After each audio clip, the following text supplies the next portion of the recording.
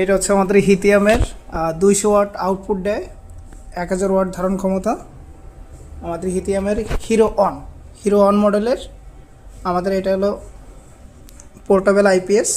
এটা দিয়ে আমার বাসার আর কি ফ্রিজ লাইন দিছি অলরেডি, এটা অন আছে এবং আমার ফ্রিজও অলরেডি চলতেছে।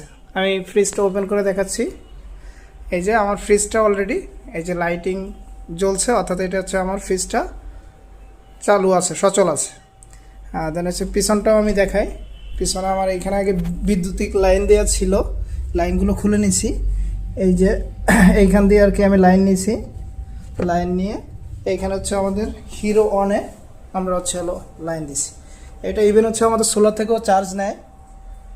যারা আমরা আছি এর সাথে যুক্ত আছি আমরা সবাই জানি এটা পোর্টেবল, এটা সব জায়গায় নিয়ে ক্যারি করা যায়, অর্থাৎ বিদ্যুতের ঝামেলা এটা নাই। আর অনেক ক্ষেত্রে সুবিধা আছে, এটা যে কোনো জায়গায় নিয়ে যাওয়া যায়, ভ্রমণে নিয়ে যাওয়া যায়, যে কোনো সময় যে কোনো প্রয়োজনে এটা ইউজ করা যায়।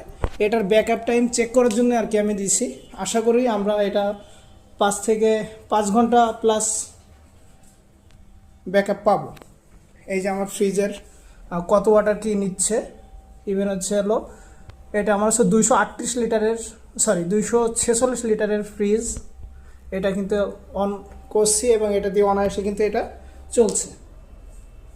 যারা অনেকেই মনে করতেছে যে 1000 ওয়াটের যেটা আছে আমাদের হিরো 2 ওইটা চলে না ফ্রিজ, এরকম বলতেছে। আমিও তার থেকে অনেক কম পাওয়ারের, অর্থাৎ আমাদের 200 ওয়াট যেটা আউটপুট ডেলিভারি সেটা দিয়ে আমি চালু করে দেখাচ্ছি। অর্থাৎ 1000 ওয়াটের যেটা আছে ওইটা দিয়ে অনায়াসে 3টা ফ্রিজ অনায়াসে চলবে। ধন্যবাদ সবাইকে।